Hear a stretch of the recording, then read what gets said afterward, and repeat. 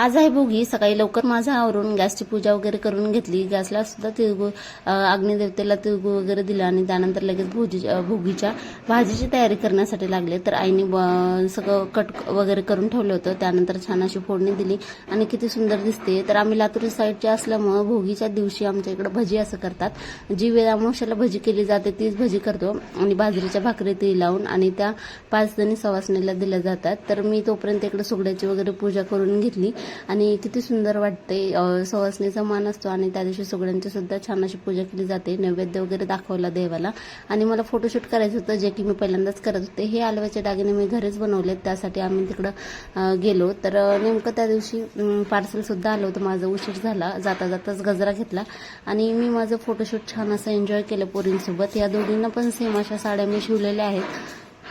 आरूसोबत तिचं ब्लाऊज वगैरे ऑलरेडी शिवलं होतं. येताना तिथंच गाथा मंदिरात गेलो आणि गाथा मंदिराच्या मागच्या साईडला जे आहे ना, तिथं आम्ही फोटोशूट केलं होतं. छान असं दर्शन आणि तेवढ्यात आम्हाला आरतीसुद्धा भेटली तिथं संध्याकाळच्या वेळेची. गाथासुद्धा मंदिरात छान खेळत होती आणि या दोघींना साड्या मी शिवल्यात. माझी जी दुसरी साडी होती ती कट करून. आजचा व्हिडिओ कसा वाटला नक्की सांगा. चला तर मग भेटू पुढच्या व्हिडिओमध्ये. तोपर्यंत तुम्ही चॅनलला सबस्क्राईब करून घ्या. धन्यवाद.